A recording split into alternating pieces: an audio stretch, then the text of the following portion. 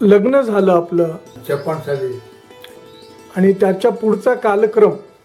पुढे मग आई आमची काय म्हणली की दादांनी घर बांधून ठेवलंय, दवाखाना पण तयार आहे, तू आफ्रिकेत जाऊन प्रॅक्टिस सुरू कर. म्हणून मी आफ्रिकेमध्ये गेलो. त्या ठिकाणी गेल्यानंतर मला लायसन्स मिळेना प्रॅक्टिसचं. प्रॅक्टिस करायचं. सर्टिफिकेट होतं माझ्याकडे. तिथला डायरेक्टर ऑफ मेडिकल सर्व्हिसेस काय म्हणला की तुम्ही ज्या ठिकाणी इंटर्नशिप केलं आहे त्या संस्थेचं नाव आमच्या यादीत नाही आहे, त्यामुळे तुम्हाला पुन्हा इंटर्नशिप करावी लागेल. कुठं करायची? इथं लागेल. मी मोशी नावाच्या गावात होतो, त्या ठिकाणी आमचं घर होतं. त्या ठिकाणी आमच्या वडिलांचा एक मित्र होता बलवंत सिंग. त्याचा जो पुतण्या बलदेव सिंग आणि योगबीर सिंग या दोघांचं मोठं पेट्रोल पंपाचं स्टेशन होतं. आणि नॅचरली तो बलवंत सिंगचा पुतण्या असल्यामुळे त्यांची आणि आमची चांगली मैत्री झाली. त्याचं पेट्रोल पंप होता आणि कधी कधी फिरायला येतो तो मोकळा असला तर. बरं. मी त्याला काय सांगितलं, मला इंटर्नशिप इथं करून देत नाही, मला परत इंडियाला जावं लागेल. तो मला म्हणला कोण म्हणला असं? तर म्हणलं डायरेक्टर ऑफ मेडिकल सर्व्हिसेस DMSनी मला असं सांगितलं. तर आम्ही अशी फिरत होतो. फिरत असताना समोरून एक माणूस आला. आणखीन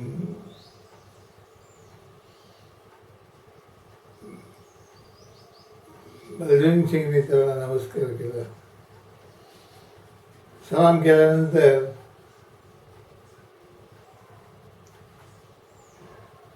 बलदेवला म्हणलं कोण आहे ते? तर त्यांनी माझी ओळख करून दिली. हे हसन अली गिराणी आहेत, या ठिकाणचे member of the legislative council. आणखीन माझी ओळख करून दिली doctor Purandare, son of senior doctor Purandare. तो म्हणला yes, but has he started a dispensary? Not yet. Why? No license. Why? No internship. He has taken practical studies in a private hospital which is not recognized by Tanganyika government. So what is to be done? तो म्हणला की आता again going back to India for internship and again coming back is a बड़ी tedious job. See if you can find a scope for him here for doing internship. 2 दिवसांनी मला येऊन सांगितलं, the director of medical services has allowed you to do his internship here. वा.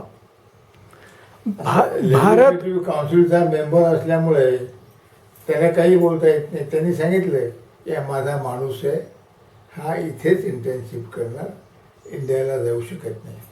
प्रवासाची साधनं काय होती? प्रवासाची साधना स्टीमर. अच्छा, जहाजाने जाणे. 7 दिवसाचा प्रवास. बरं. इथून मुंबईहून निघायचं, मुंबासाला उतरायचं. अच्छा.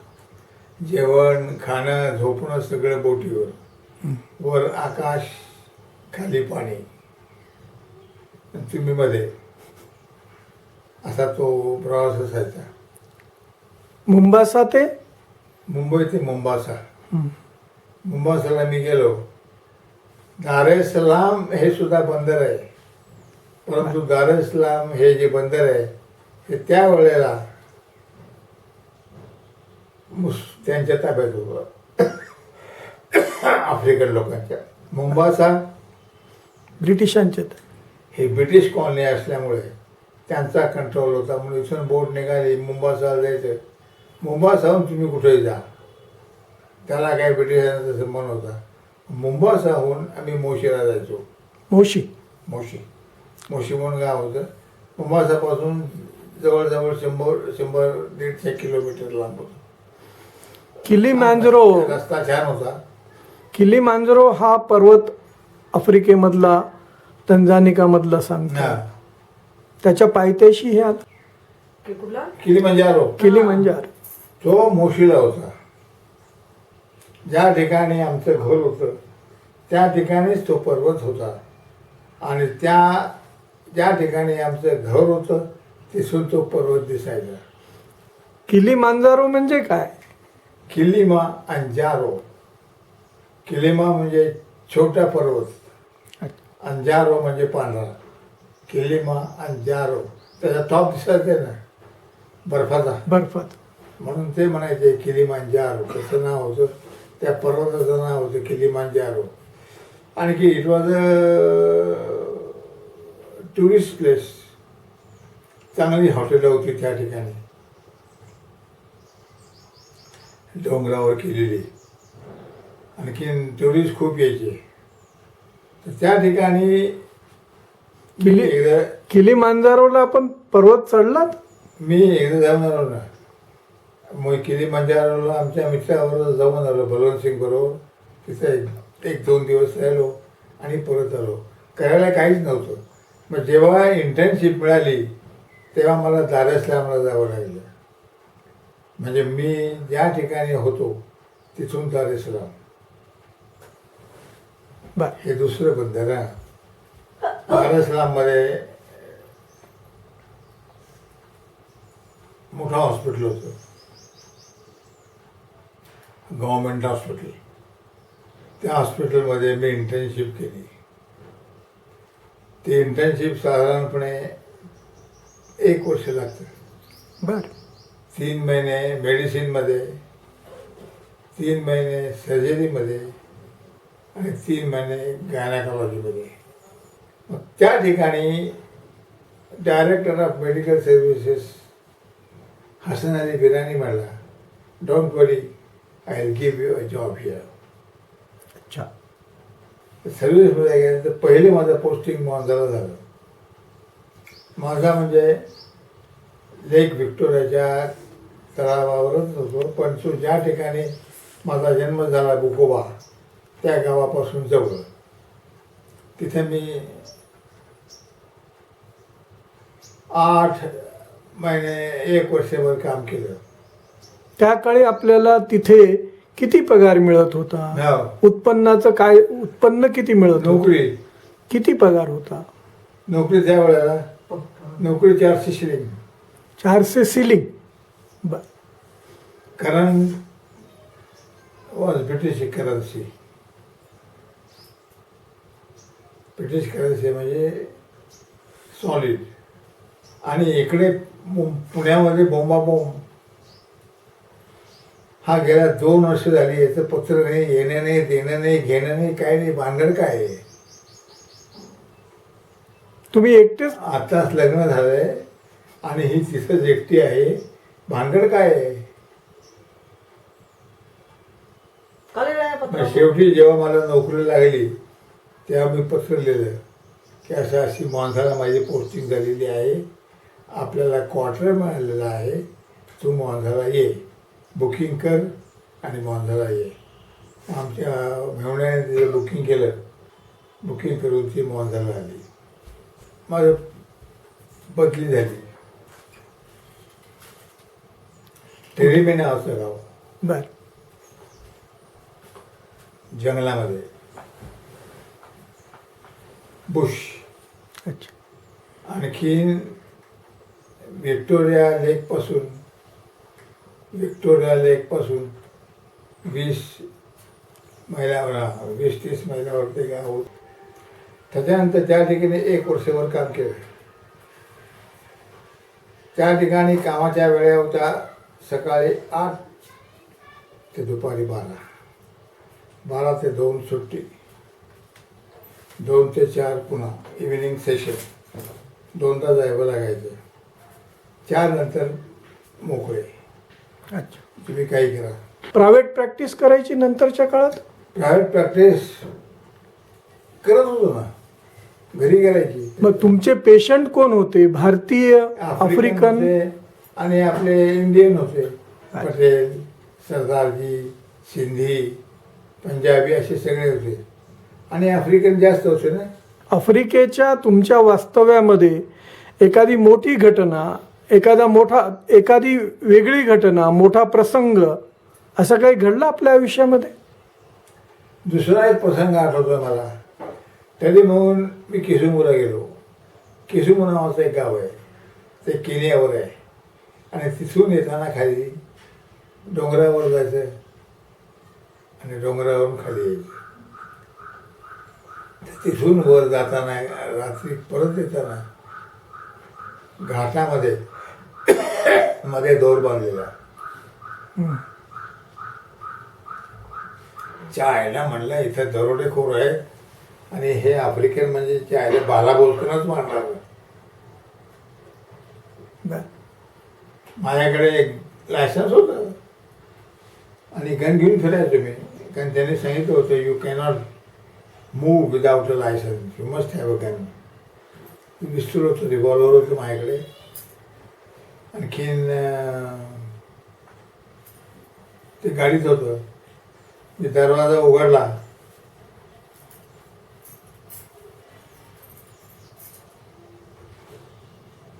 ते 4 जण 2 बाजूला इकडे 2 उभे होते. त्यांच्यापैकी एक जण काय म्हणला,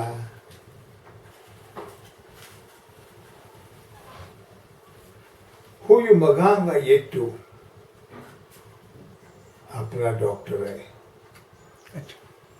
ओळखलं? अंधारात मी ऐकलं बोलणं त्यांचं. मगांगा येतो, he is our doctor, we can do anything to him. चव्हाणी दोरी गुंडाळली आणि निघून गेले. मी सुखरूप घरी परत आलो. आफ्रिकेतलं आपलं जीवन किंवा आपलं काम संपवून आपण भारतात परत का आलात? रिटायर झालो ना. किती काळ नोकरीमध्ये होतात आफ्रिकेत? मी मला वाटतं 11 वर्ष केली. बर. इंडियात सेटल व्हायचं. कसं आहे, त्या ठिकाणी राहायचं, प्रायव्हेट प्रॅक्टिस करायची, एस्टॅब्लिश व्हायचं फार डिफिकल्ट होतं. आणखीन घर नाही आता, ते आईने विकलं. तिला ही भीती की ह्याने जर प्रॅक्टिस सुरू केली आणि चालली, वडिलांच्या नावावर चांगली चालेलच, तर हे घर माझ्या हातातनं गेलं. म्हणून तिने घर विकलं. मग मी विचार काय केला, आमच्या भावाला कॅनडात होता भाऊ, तिथं अजून आहे, त्याला पत्र दिलं. मला मी टांगानिका सोडायचा विचारात आहे, आणखीन काय करू मला सांग.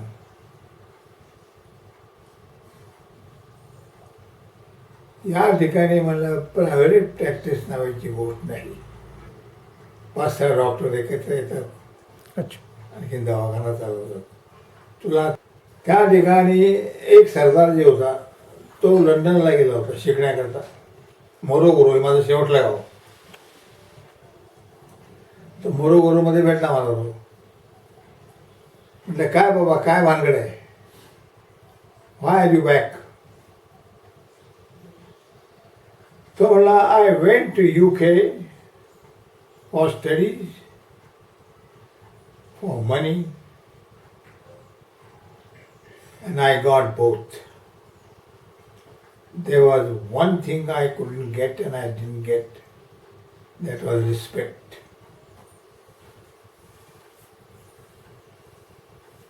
That's why I left. सगळं मिळतं इंग्लंडमध्ये, तुम्हाला रिस्पेक्ट मिळत नाही. तर मी बघितलं की फेब्रुवारी महिन्यामध्ये that is the last month I can work, after that I can resign any time. Resignation दिलं, रेसिग्नेशन ॲक्सेप्ट झालं, पेन्शन झालं, कम्युटेड पेन्शन मिळाली, ते सगळं घेऊन मी इंडियात आलो. त्यावेळचं भारतातलं जीवन, त्यावेळी भारतातलं जीवन, लोकजीवन आणि आफ्रिकेतलं लोकजीवन ह्यामध्ये अंतर काय होतं? फरक होता ना. आफ्रिकेमध्ये दोन गोष्टी होत्या. आपली कम्युनिटी छोटी होती, आणखीन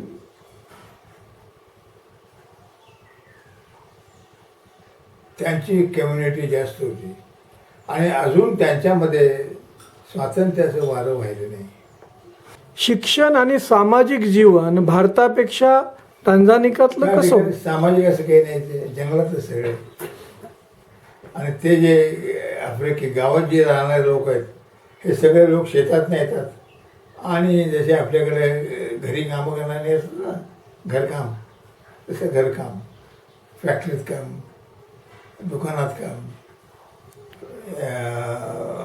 हॉस्पिटलमध्ये काम, असे लेबर वर्क. काम, सगळी नोकरीच. श्रमजीवी लेबर वर्क जास्त. आपल्यासारखं इंडिपेंडंट असं तिथे कोणी नव्हतं. बा- ॲक्सेप्ट झालं, मला कम्युटेड पेन्शन मिळालं, आणि पेन्शन द्यायच्यानंतर तुम्हाला म्हणले इंडियात पेन्शन येईल, तुम्ही तुमचा पत्ता मला देऊन ठेवा. तर पत्ता मी देऊन ठेवला इंडियामध्ये पेन्शनचा, आणि तिथं पेन्शन येत राहिले. 10-15 वर्ष पेन्शन खाल्लं मी. बर. किती पैसे मिळाले? 20 पाऊंड. 20 पाऊंड पेन्शन 20 पाऊंड होतं. आमच्या बायकोने सगळं केलं, त्या पेन्शनवर गेलं आहे. बर. कारण चेक मला इथे यायचा, तो इंग्लिश पाऊंड असल्यामुळे लंडनला जायचा, हम्म. लंडनला कॅश व्हायचा, आणि इथे बँकेत यायचा. बर. इतका वेळ उलटा सुलटा कारभार होता. पण पुण्यामध्ये परत आलात, आफ्रिकेहून पुण्यामध्ये आलात. पुण्याला आलो. माझे मित्र काय म्हणले, इथं पुण्यात सुरू करू नकोस, तुझ्या इतक्या वर्षानुवर्षाची ओळखी आहेत, संघाचा संसर्ग असल्यामुळे तुझ्याकडे येतील, ट्रीटमेंट घेतील, निघून जातील. अच्छा. ते पैसे देणार नाहीत, तू घेणार नाहीस, मागणार नाहीस. तर तू पुण्यामध्ये पुणे सोडून कुठेही जा. पुण्याला तुम्ही परत केव्हा आलात? कुठल्या वर्षी? 66. 66 साली. तर पुण्याला गेल्यानंतर मग सोलापूरला गेलो, मुळ्यांच्याकडे. मुळ्यांच्याकडे. ज्यांच्याकडे इंटर्नशिप केली होती. म्हणलं काका, त्यांना काका म्हणायचो आम्ही. म्हणलं काका, मला आता प्रायव्हेट प्रॅक्टिस करायची आहे, मी आफ्रिकेतून परत आलेलो आहे, तर मराठवाड्यात म्हणजे फार स्कोप आहे. मराठवाड्यात डॉक्टर नाही, मराठवाड्यात तू कुठेही जा आणि प्रॅक्टिस कर, फक्त लातूरला करू नकोस. विवेकानंद हॉस्पिटल जे आहे लातूरचं प्रसिद्ध, डॉक्टर कुकडे.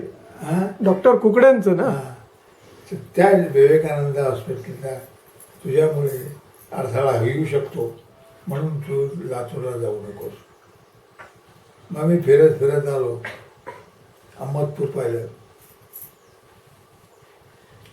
अहमदपूर पाहिल्यानंतर नांदेडला आलो. नांदेडला माझ्याबरोबर कोण होतं बरोबर? पंढरपूरचे मामा. पंढरपूरचे मामा. हां, त्र्यंबकराव कुलकर्णी होते. इथं कोणाची ओळख नाही. हम्म. त्या ठिकाणी पुण्याला मेंढकर नव्हतं आमचं मित्र, चंद्रकांत मेंढकर, लिंगायत माणूस.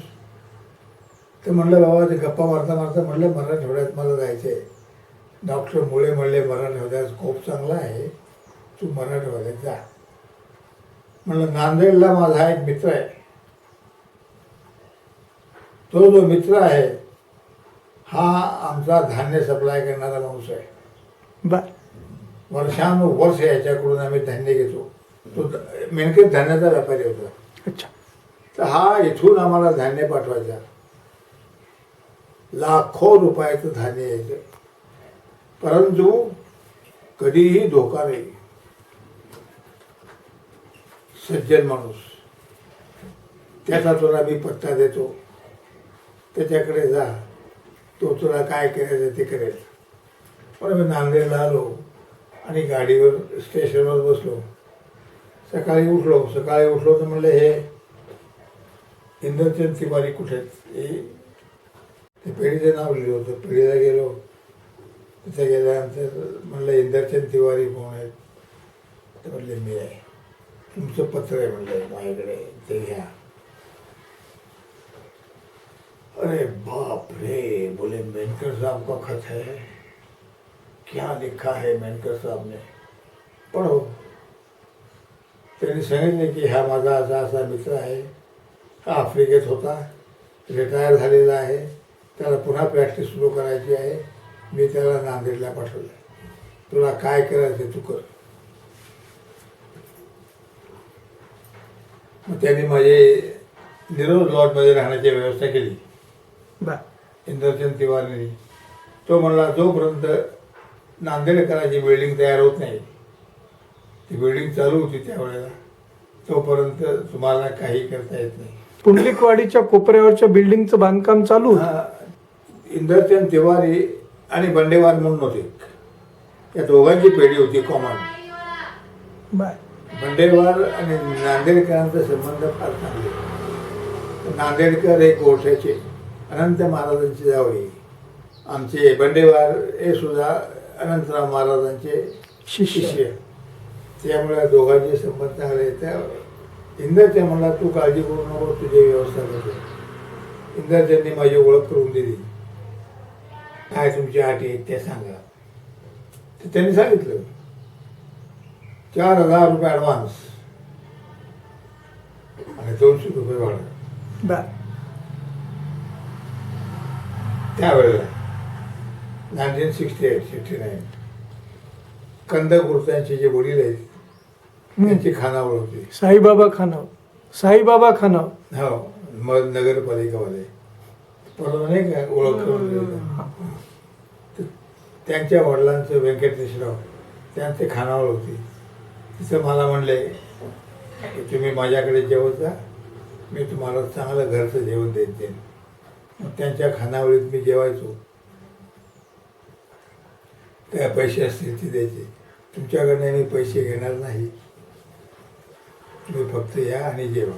बर पैसे घेतले नाही. त्या काळी इथे वैद्यकीय व्यवसायामध्ये कोण कोण डॉक्टर्स होते? मला आता गपू जोशी होते, त्याच्यानंतर आपले होळीवरचे सहस्त्रबुद्धे, महाजन, दवाखान्यासमोर त्याचा दवाखाना होता. डॉक्टर कंकय्या. वाटवे होते, महाजन होते. हे सगळे होळीवरचे. बरोबर. Doctor Mahajan, doctor Watve, doctor Sahasrabuddhe, doctor Kankayya, doctor Gapu Joshi, doctor Bhalerao तर फारच जुने पहिला डॉक्टर. सर असे 5-7 डॉक्टर होते. बाकीचे काय आता मला आठवत नाही. सर्जरीमध्ये जोशी असायचे, गप्पू गपू जोशी. गायनकॉलॉजीमध्ये भालेराव, मोहन भालेराव आणि सविता भालेराव. ऑप्थॅल्मॉलॉजी मध्ये सहस्त्रबुद्धे नावाचे होते. हो. ते आमच्या दवाखान्यासमोरच होते, ज्या ठिकाणी सध्या लवेकरचा दवाखाना आहे ना त्या ठिकाणी. क्रम जोशी होते माझ्या ऑप्थॅल्मिक. कोपऱ्यामध्ये कंकय्या होता. कुर्म जोशी वैद्य होते, ते आमच्या शेजारीच होते. असे डॉक्टर्स फारसे नव्हते, परंतु होते 20-30.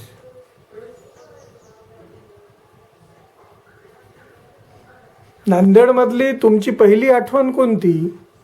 नांदेडमधली पहिली आठवण कोणती तुमची? यांचं लग्न विनायकरावांचं. विनायकराव नांदेडकर. हे अनंतरावचे जाव आहे ना, बरोबर. अनंतराव आठवड्यांचे. त्या ठिकाणी माझी आणि त्यांची ओळख झाली. अनंत महाराज आठवलेची. आणि त्याच्यानंतर दुसरी आठवण म्हणजे काय झालं की दवाखाना सुरू केला. पहिल्या दिवशी दवाखाना सुरू केल्यानंतर तुम्हाला सांगतो 3 पेशंट आले, बर. 2 पुरुष आणि 1 बाई. मी ट्रीटमेंट द्यायचो त्या माझ्या मोठ्या रूममध्ये 4 भाग केले होते. एका भागामध्ये औषधं आणि इंजेक्शनं, एका भागामध्ये तपासणी, तिसऱ्या भागामध्ये पेशंट बसायचे. एका बाजूला पुरुष, एका बाजूला स्त्रिया, अशी योजना केली होती. तुमच्या हॉस्पिटल बाग आहे, ते बाग तिथलेच आहेत. तुमच्या हॉस्पिटलच्या उद्घाटनासाठी तुमचे मामा येणार होते, कोण? दत्तवामन पोद्दार. पोद्दार आले नाहीत. उद्घाटन जेव्हा झालं तेव्हा पोद्दार आले नाहीत. ते म्हणले की माझी मीटिंग आहे, आणखीन मी मीटिंग असल्यामुळे येऊ शकत नाही. त्यावेळी ते पुणे विद्यापीठाचे कुलगुरू होते. हां, त्यांची अलाहाबादला मीटिंग होती. बर. त्यामुळं ते आलेच नाहीत. त्यांचे शिष्य इथे होते कानोले म्हणून. तात्यासाहेब कानोलेंची. तात्यासाहेब कानोले. कानोले त्यांचे शिष्य. हो. तर आमचे जे गुरुजी होते फडके शास्त्री, ते आले होते ओपनिंगला. बर. नाशिकहून. 3 पेशंट आपल्याला पहिल्या दिवशी त्या मिळाले. दिवशी आल्यानंतर मी त्यांना औषधं दिली आणि त्यावेळेस फी 3 रुपये. बर. द्या म्हणलं, 9 रुपये द्या. बरं म्हणलं या. तिघांचे म्हणलं, तिघांचे. तिघे एकाच कुटुंबातले होते. तिघं एका कुटुंबातले असावेत. असं. ते गेल्यानंतर मी म्हणलं चायला हे कोण 3 जण आहे ते. प्रथम दवाखाना पाहिला तर माझ्या डोक्यामध्ये विचार आला की राम शिवाने सीता. बर. मग विजय आली. ओपनिंग झाल्यावर. ओपनिंगला नव्हती. त्या काळात तुमचं वास्तव्य कुठं होतं? घर कुठे घेतलं आपण? शिवाजीनगर, गंजेवराचं. गंजेवार. त्या गंजेवरांचं घर, ते काबराचं नाही काय, चार्टर्ड अकाउंटंट हो. गंजे. त्या ठिकाणी मी राहत होतो. Shivajinagar housing society. शिवाजीनगर आत गेल्यानंतर. हो. मग हात वळले. नांदेडच्या सामाजिक जीवनामध्ये आपला सक्रिय सहभाग कुठल्या निमित्ताने सुरू झाला? हे काम करत असतानाच आमचे एकबोटे नावाचे एक होते, ते एकताटे. एकताट. प्रिन्सिपॉल एकताट. प्रिन्सिपल एकताटे. ते आधी प्रोफेसर होते पीपल्स कॉलेजमध्ये. सर. भारतीय मजदूर संघाचं काम करायचे. चपळगावकर आले.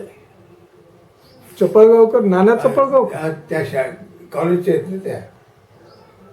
नानासाहेब चपळगावकर. हा. High court justice. वकील. त्यांचा कुठला तरी संवाद होता.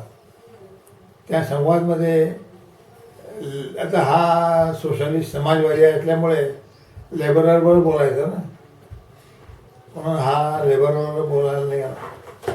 तर आमचे एकताटे काय म्हणले, मी बोलतो. तू कोणाचं काम करतोस म्हणले. तो म्हणला भारतीय मजदूर संघ. मग तू बोलू शकत नाहीस, समाजवादी नाही आहेस. त्यांच्या डोक्यामध्ये इतकी तिडीक बसली. चायला म्हणले मी लेबरचं काम करतो, हा लेबरचं काम करतो, हा सोशलिस्ट आहे, मी राष्ट्रवादी आहे, तर ह्याच्यामध्ये वाकडं येण्याचं काय कारण आहे. पण त्यांनी बोलून दिले नाही. आणि त्याच्या डोक्यामध्ये मग विचाराला घुसला, तो किडा घुसला. म्हणजे दिस इज माय इन्सल्ट. आपण आपल्या विचाराने चालणारं कॉलेज काढलं पाहिजे. बर. त्याने सगळ्यांनी ठरवलं. पण आता पैसे त्यांना कळालं की मी संघाचा स्वयंसेवक आहे म्हणून.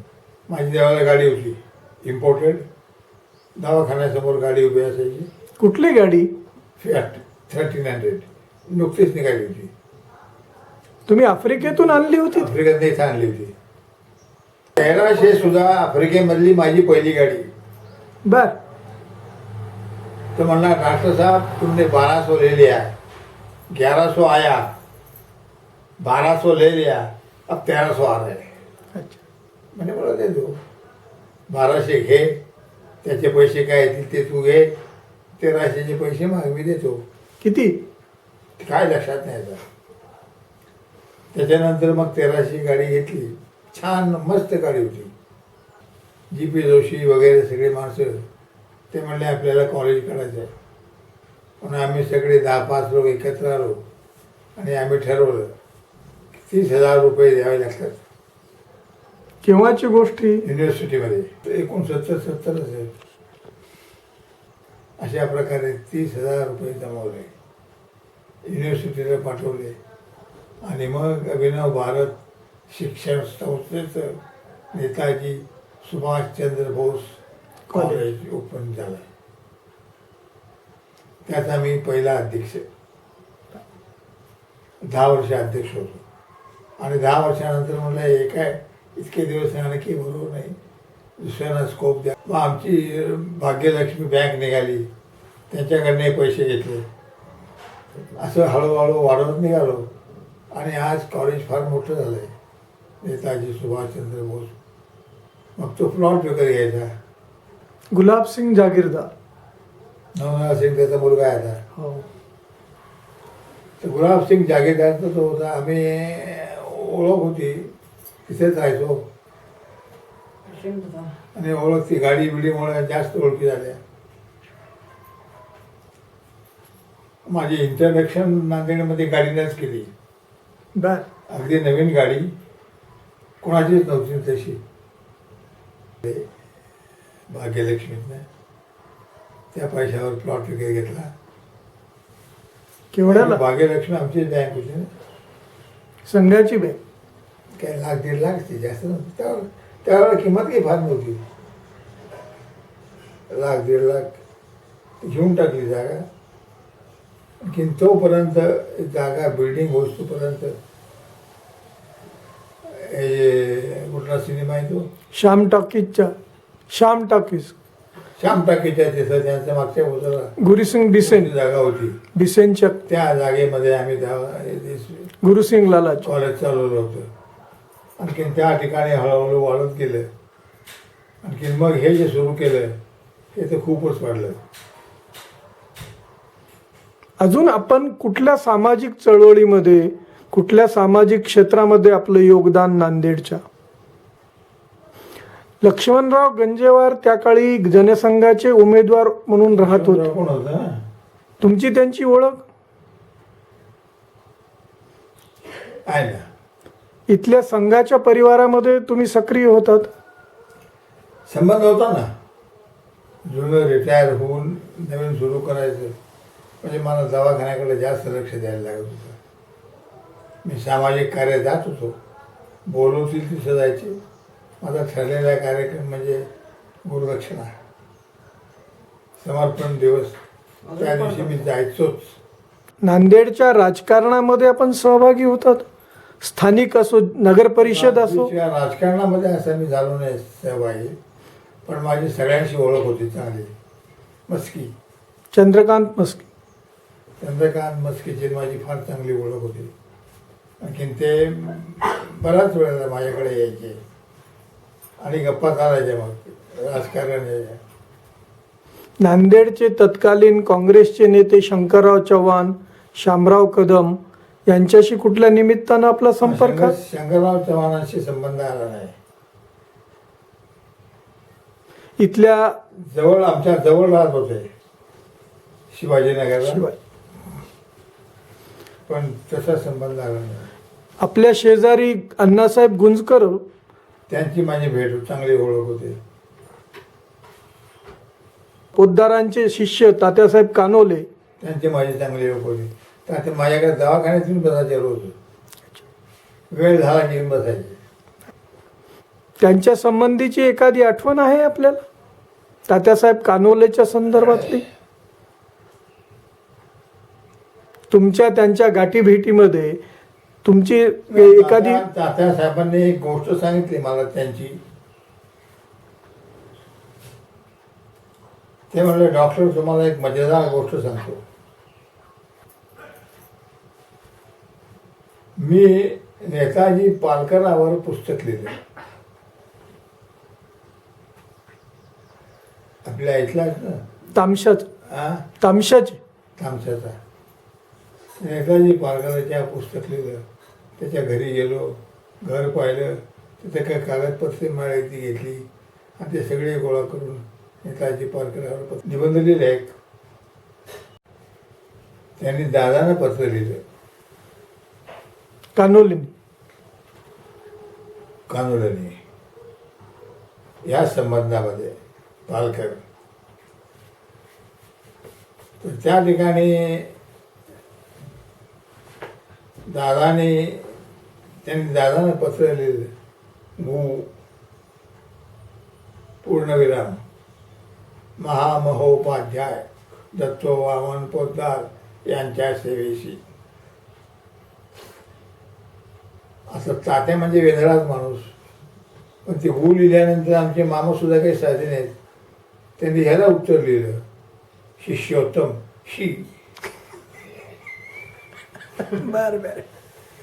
भूची परतफेड शीने करून टाकली. आणखी त्यांनी लिहिलं की तू ये, तुझा पेपर वाचायला लावतो मी, तू पेपर वाच. तात्या म्हणले, तुम्ही सगळी विद्वान माणसं म्हणले त्या ठिकाणी बसता, वाचन झाल्यानंतर प्रश्न विचारतात, मी काय उत्तर देणार.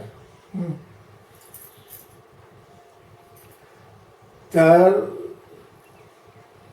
आमचे मामा काय म्हणले, तू फक्त ये आणि पेपर वाच, पुढलं सगळं मी करतो. पण म्हणले उत्तरं मलाच द्यावी लागतील ना, पेपर मीच वाचणार. तू ये म्हटलं नाही आणि पेपर वाच. पुण्याला गेले. पुण्याला गेल्यानंतर पेपर वाचला. इतिहास संशोधक म्हणला. पेपर वाचल्यानंतर आमच्या मामाने विचारलं, कुणाला काही या पेपरबद्दल विचारायचे का.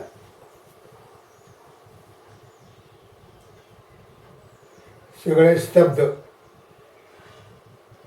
कुणीही बोलेना. मामा पुन्हा म्हणले, कुणाला कानोल्यांना प्रश्न विचारायचा आहे का. तर ते सगळे म्हणले, आम्ही जे काय ऐकलं हे प्रथमच ऐकतोय, त्यामुळं प्रश्न विचारायचा प्रश्नच येत नाही. तात्यांना माहिती होतं, आमच्या बाबांना माहिती होतं की आत्तापर्यंत कुणीही नेताजी पालकरावर लिहिलेलं नाही आहे. तुझा पहिला लेख राहील आणि जो पहिला असल्यामुळे कुणी काहीही विचारणार नाही. नवीनच सगळं ना. तर असं हे गु आणि शी नंतर कुरुंदकरांच्या सोबत आपण या भाग्यनगर सोसायटीमध्ये राहिलात, त्यांचा आपला संपर्क आला नरहर कुरुंदकरांच्या सोबत, आपले शेजारी. कुरुंदकरांचा तसा काही फारसा संबंध नाही आला. अण्णा पिंगळीकर मस्त मैत्री होती. अजून आपले त्या काळचे मित्र कोण? यांचं कुरुंदकरांची ओळख होती, पण ते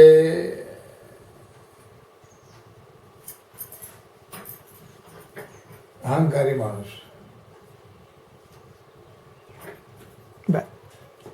त्यांची आणि पिंगळीकरांची चांगली मैत्री होती.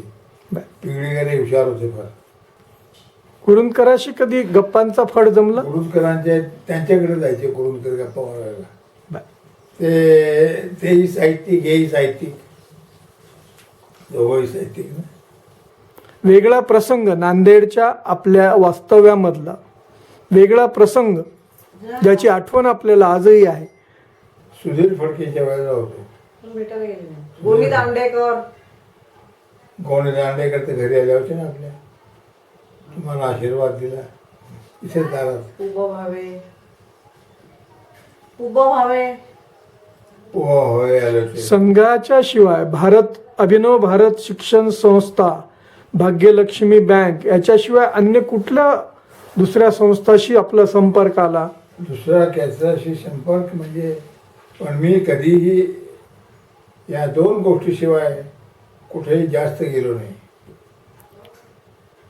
अभिनव भारत शिक्षण संस्था ही आम्ही अत्यंत काळजीपूर्वक आणि कष्टपूर्वक उभी केली.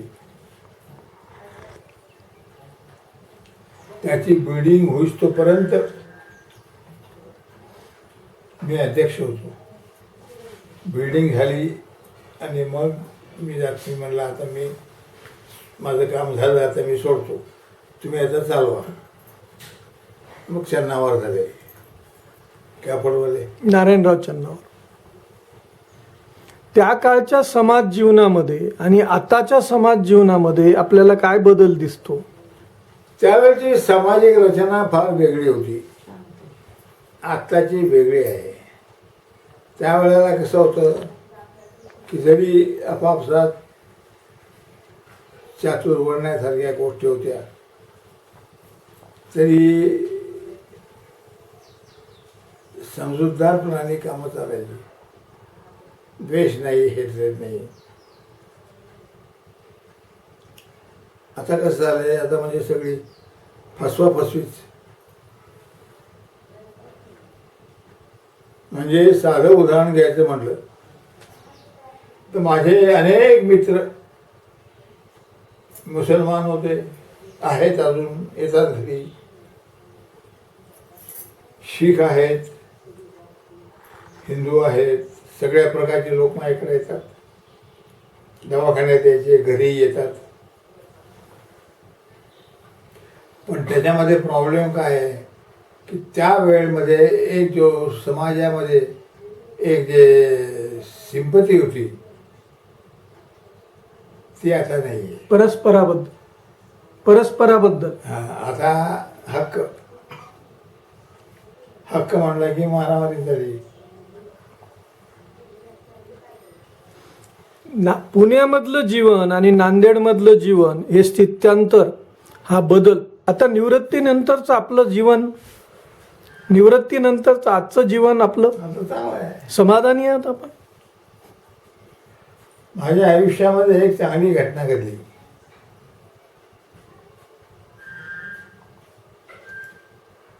मला एक गुरु भेटले पुण्याला. त्याच्याकडे आमच्या मित्राकडे यायचे.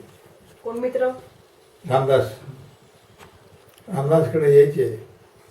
हे जे म्हणलं कुंडलिनी भानगडे काय आहे, ते असे खुर्चीमध्ये बसले होते. माझ्याकडे पाठ केली, म्हणजे पाठ बघा,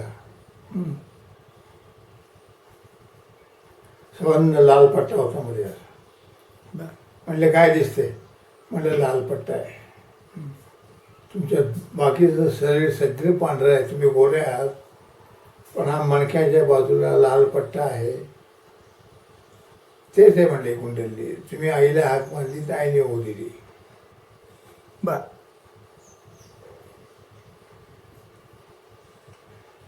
आता कसं झालं, मी त्या वेळेला लखनौला होतो. नाही, त्यावेळेला सुखदर्शन कुमार नावाचा एक मित्र होता आमचा. त्याच्याबरोबर मी त्याच्या घरी दिल्लीला जाऊन राहिलो. त्याचे जे वडील होते सुखदर्शन कुमारचे, हे अरविंदांचे शिष्य. त्याच्याकडे मला प्रथम कळालं अरविंद काय भानगडायची. जरेला आश्रम काढलाय.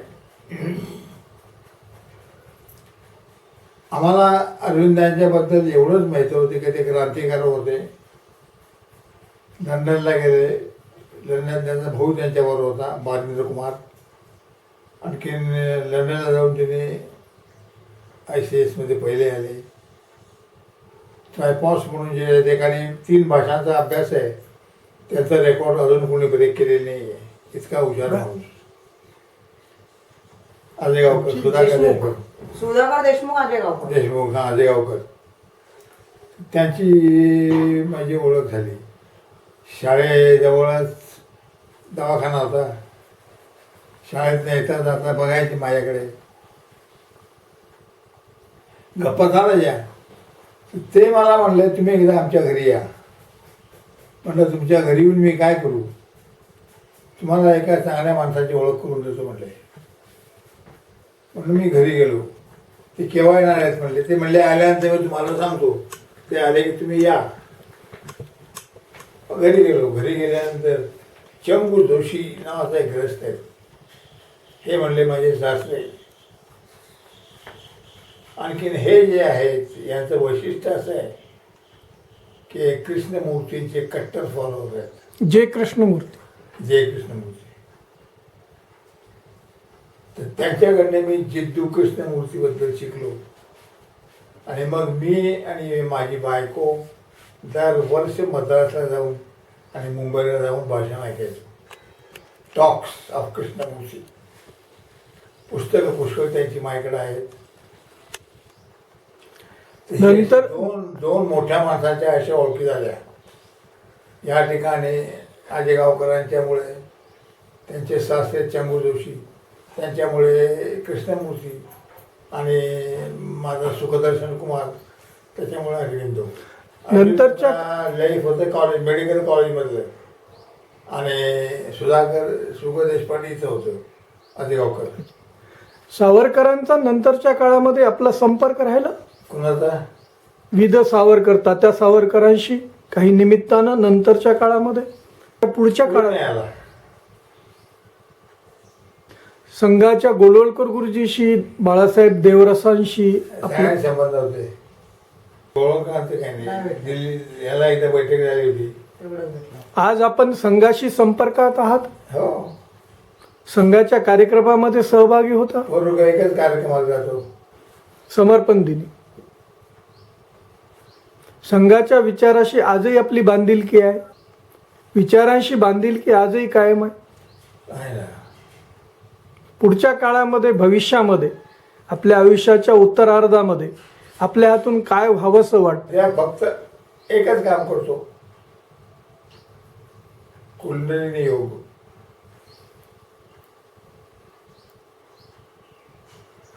गुरुने दीक्षा दिली त्यावेळेला कामामुळे जमलं नाही. आता अभ्यास चालू आहे. अभ्यास करतो. कुंडलिनी जागृत केलेली आहे. बर.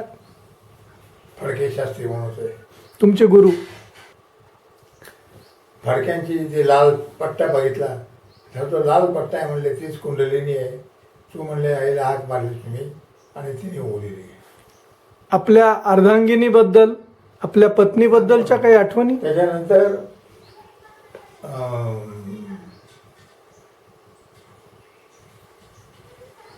काय बरं सांगायचं होतं? कुंडलिनी. कुंडलिनी जागृत. म्हटलं माझी जागृत कराल का? त्यांनी रामदासला विचारलं इसकी अवकाश क्या है? तुम्हाला मी कुंडलिनीचा अभ्यास देईन, पण विवेक सिंधू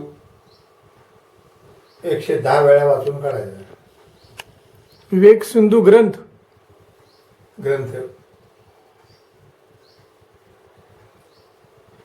वाचून काढला मी. झाल्यानंतर शास्त्री बुवांना पत्र लिहिलं. म्हणलं शास्त्री बुवा वाचून झालेलं आहे, आता काय करायचं? आता काय करायचं नाही म्हणले. उद्या आपण करा. उद्या आपण केलं. म्हैसकर नावाचे आमचे मित्र होते, ते आणि त्यांची बायको त्यांना जेवायला बोलवलं. चंगूंच्यामुळे कृष्णमूर्ती, सुखदर्शन कुमारमुळे अरविंदो, या शतकातल्या 2 मोठ्या माणसांचा संबंध आला आमचा. या बायकोचं काही नाही. आमची बायको म्हणजे काय चेहरा फार व्यवस्थित बाई होती. फार तिच्या घरामध्ये भाऊ तिचा मायासारखाच होता. लक्ष नाही करत. डॉक्टर बघायचे, पेशंट बघायचे, दवाखान्यात जायचं. आणखीन ही मग सगळं घर बघायची. तर तिला संबंध व्यवहाराची माहिती होती. व्यवहार कसा करायचा, काय करायचा, हे सगळं त्यांना माहिती होतं. आम्ही काय करायचं, पैसे यायचे तिचे हातात आणून द्यायचे. तिने सगळे घर बीर सगळे तिने बांधलेलं आहे. धन्यवाद.